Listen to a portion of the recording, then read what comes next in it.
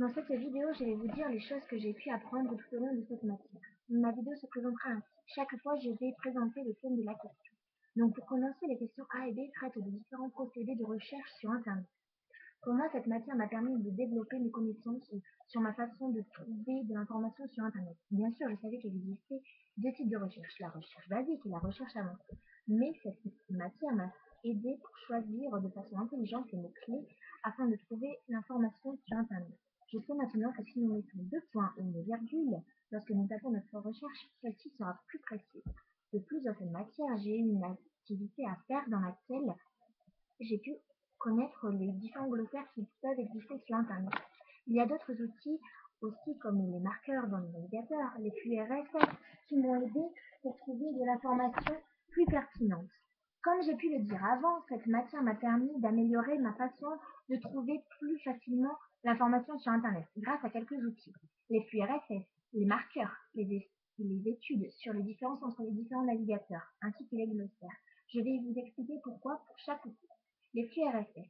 Ils sont souvent utilisés par les sites de nouvelles et les blogs pour présenter les dernières nouvelles diffusées sur la web.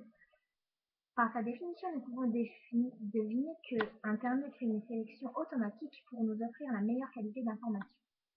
Les marqueurs. Aujourd'hui, tous les navigateurs web modernes incorporent comme caractéristique la possibilité de cataloguer et accéder facilement aux pages web que l'utilisateur a déjà visitées et enregistrées. Les liens gardés sont souvent dénominés favoris sur Internet. Donc cette fonctionnalité nous permet de naviguer plus rapidement sur Internet et surtout garder les pages web qui nous semblent plus fiables que les autres.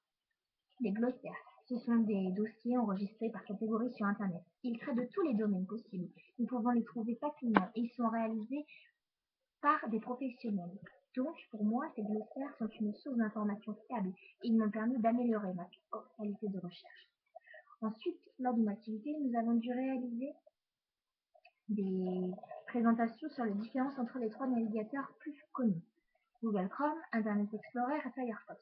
Cette activité fut très utile parce que j'ai appris que Google Chrome fonctionne beaucoup plus rapidement que les autres. De plus, quand j'ai fait quelques recherches lors de cette activité, je me suis rendu compte que Google Chrome a les meilleures statistiques par rapport à sa fiabilité, sa vitesse et son design, ainsi que les options disponibles qu'il propose. Donc, maintenant, j'utilise Google Chrome, alors qu'avant, j'utilisais Mozilla Firefox, et je peux voir la différence. Maintenant, ce qui m'a surpris le plus dans cette matière fut que j'ai réalisé quelques recherches pour trouver quelques présentations qui évaluaient la fiabilité de l'information sur Internet. Et ce fut un choc pour moi parce que j'ai appris que quasiment la moitié de l'information sur Internet est fausse. Ensuite, ce qui m'a le plus plu dans cette matière fut de créer une enquête, une présentation et un blog, connaître mieux les gens avec qui je partage ces cours d'informatique. Ce furent trois activités très intéressantes parce qu'elles m'ont permis de découvrir de nouveaux outils comme Flickr ou SlideShare, qui sont des logiciels pour publier et partager des vidéos en ligne, et ainsi pouvoir savoir si j'ai quelques points communs avec d'autres étudiants. Ce fut une enquête sur la culture française que j'ai réalisée, en particulier sur le cinéma français. Et grâce aux réponses apportées par les 5 étudiants, j'ai pu découvrir que les gens connaissent la base de ma culture. Par exemple, quelques-uns savaient que dans mon pays, les films n'étaient pas diffusés en version originale dans les provinces. Mais ce qui m'a le moins plu fut quand j'ai dû réaliser le travail de groupe, parce que l'organisation de mon groupe n'était pas si bonne et nous n'avons pas pu profiter des avantages qu'offrait cette activité. Nous n'avons pas pu connaître les difficultés ainsi que les choses qu'ont pu apprendre les autres étudiants. Ce qui m'a semblé le plus utile dans cette matière fut pour mon avenir professionnel, fut l'activité dans laquelle nous avons dû créer des compléments dans notre navigateur qui est Google Chrome. Dans mon cas, cette activité pourrait être utile pour mon avenir parce que j'avais installé des compléments qui ont à voir avec la traduction. J'avais installé un dictionnaire français-espagnol ainsi qu'un autre anglais.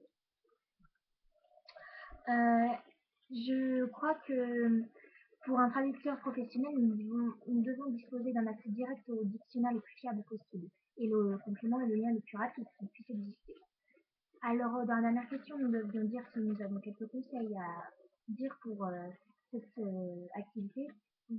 Pour moi, Je pense que le système d'organiser cette matière comme un forum est une idée très judicieuse, parce que nous pouvons juste, après avoir répondu à notre activité, connaître les réponses des autres et ainsi savoir les difficultés qu'ils ont pu rencontrer. Nous pouvons également les aider en écrivant quelques commentaires. Ensuite, les aspects d'Internet que nous avons étudiés sont très intéressants parce que pour moi, c'est une manière de percevoir l'informatique totalement différente.